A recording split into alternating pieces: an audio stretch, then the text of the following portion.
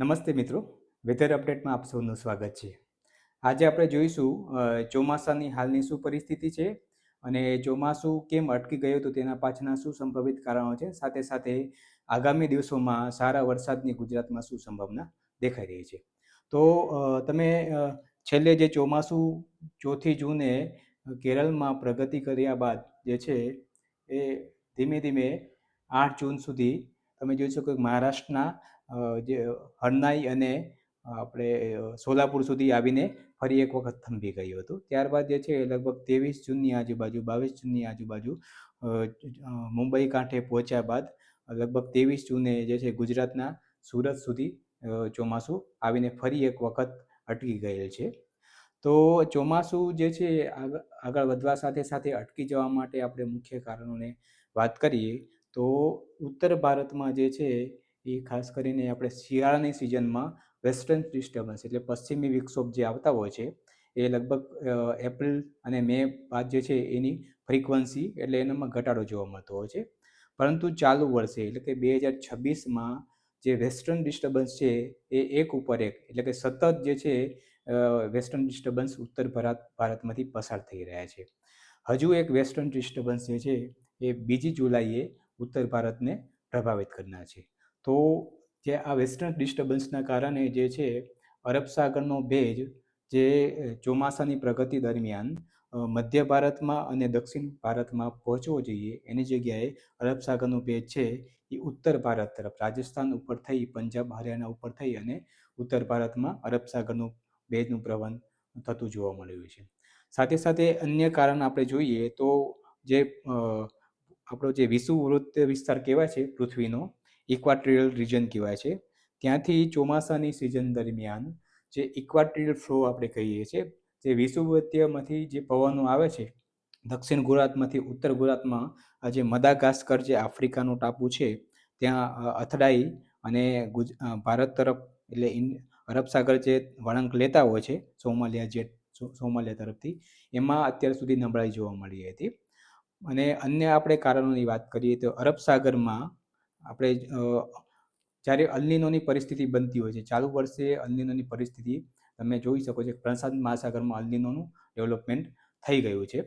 પરંતુ જો જે અલ્નીનો બનવા છતાં જો ઇન્ડિયન ઓશન ડાયપોલ જે છે પશ્ચિમી હિન્દ મહાસાગરનું જે તાપમાન જે છે એ સોમાલિયા તરફનું એ જો વધારે રહે અને ઇન્ડોનેશિયા તરફનું જે પૂર્વ ઇન્ડિયન ઓશનનું જે તાપમાન જે છે ઓછું રહે તો આઈઓડી પોઝિટિવ રહેતો હોય છે. એના કારણે જે છે અરબ સાગરને ખાસ કરીને પશ્ચિમ ઘાટને ઉત્તર પશ્ચિમ ભારતને એનાથી વરસાદનો ફાયદો મળતો હોય છે પણ તે પણ અત્યારે ન્યુટ્રલ કન્ડિશનમાં છે.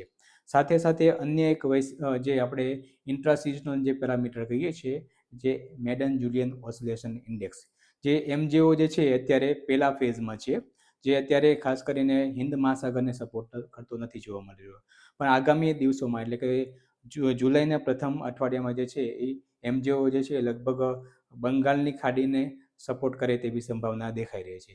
તો આ બધા કારણોને કારણે જે છે એ ચોમાસું આગળ વધ્યા બાદ પણ અટકી જતું જોવા મળી રહ્યું છે. હવે આપણે ગુજરાતમાં હાલના વરસાદની પરિસ્થિતિની વાત કરીએ તો અત્યારે જે વરસાદ જે છે એ ગુજરાતના લગભગ મોટા ભાગના જિલ્લાઓમાં અત્યારે સરેરાશ ગુજરાતનો વરસાદ 1 જૂનથી કરીને 29 જૂન સુધી જે છે એ લગભગ 100 મિલીમીટર જેટલો નોંધાતો હોય છે. તેના સામે લગભગ 18થી 19 mm જેટલો વરસાદ એટલે કે 1 ઇંચ કરતાં પણ ઓછો વરસાદ અત્યારે નોંધાયો છે. તો ખાલી 3-4 જિલ્લાઓને બાદ કરતાં અરવલ્લી, ખેડા, મહીસાગર, પંચમહાલમાં આમાં પણ જે વિતરણ થયું છે એ અનિયમિત થયું છે એટલે એક ધારો વરસાદ થયેલો છે એટલે ખેતી માટે એ પણ ઉપયોગી ન છે. એટલે મોટાભાગના ગુજરાતના જિલ્લાઓમાં જે છે એ વરસાદની ઘટ લગભગ 70થી 80% ઉપરની ઘટ જે છે એ જોવા મળી રહી છે. તો આના પાછળનું જે કારણ હતું કે જે ચોમાસું જે છે એ ચોમાસાને વેગ જોઈતો એવો મળતો નથી. એના કારણે વરસાદની એક્ટિવિટીમાં પણ ઘટાડો જોવા મળી રહ્યો છે. હવે આપણે વાત કરીશું આગામી દિવસોમાં જે છે ખેડૂતો ઘણા સમયથી જે વાવણી કરી દીધી છે અને અમુક જે વાવણી છે એ બાકી છે. તો કાગડોળે જે વરસાદની રાહ જોઈ રહ્યા છે એ લગભગ હવે આપણે જોઈશું તો જે જુલાઈના પ્રથમ વીકમાં આગામી 2 થી 3 દિવસની વાત કરીએ તો આજે 30 જૂનથી કરી અને લગભગ 2-3 જુલાઈ સુધી જે છે એ દક્ષિણ ગુજરાતના અને દક્ષિણ સૌરાષ્ટ્રના જે જિલ્લાઓ છે ડાંગ, વલસાડ છે, તાપી છે, નર્મદા છે, સાથે સાથે સૌરાષ્ટ્રના જિલ્લાઓ છે ભાવનગર, અમરેલી, પછી ગીર સોમનાથ જેવા જિલ્લાઓમાં છે એ આગામી 3 થી 4 દિવસ એટલે લગભગ 30 જૂનથી કરી અને 4 જુલાઈ સુધી છે એ છૂટાછવાયા વિસ્તારોમાં હળવાથી મધ્યમ વરસાદ તેમજ એક બે જગ્યાએ લગભગ જે છે એ મધ્યમથી ભારે વરસાદ થવાની સંભાવના દેખાઈ રહી છે. આના પાછળનું એક મુખ્ય કારણ જે છે એ પ્રદેશમાં એક મધ્યપ્રદેશથી કરી અને અરબ સાગરમાં એક ટ્રફ રચાયેલો છે 3 મિડ ટ્રોપોસ્ફિયર લેવલમાં અહીંથી કરીને અહીંયા એના કારણે જે આ ભેજ છે એ આ ભાગોમાંથી પસાર થઈ રહ્યો છે. એના કારણે જે વરસાદની ગતિવિધિ છે દક્ષિણ ગુજરાતમાં, દક્ષિણ સૌરાષ્ટ્રમાં અને દક્ષિણ પૂર્વ ગુજરાતમાં જોવા મળવાની સંભાવના છે. પરંતુ હવે આપણે અન્ય જિલ્લાઓની વાત કરીએ તો આગામી લગભગ 3 અથવા 4 જુલાઈ બાદ જે છે એ બંગાળની ખાડીમાં તમે જોઈ શકો છો એક સિસ્ટમ બની રહી છે.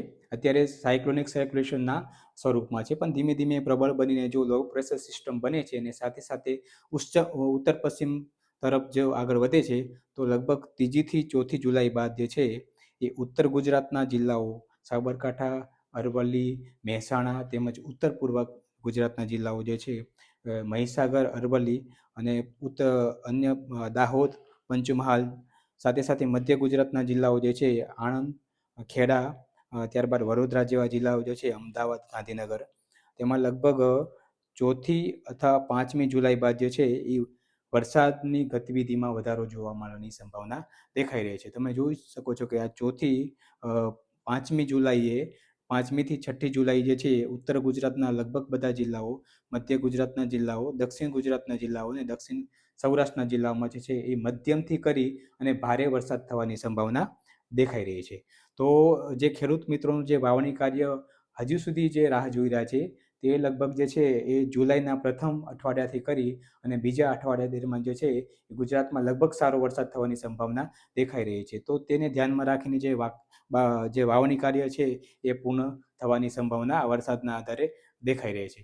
તો તમે જોઈ શકો છો કે ક્રમશઃ એક સિસ્ટમ પસાર થયા બાદ અને એક બીજી સિસ્ટમ પણ જે છે લગભગ 8-9 જુલાઈ બાદ એક બંગાળની ખાડીમાં બનવાની સંભાવના દેખાઈ રહી છે.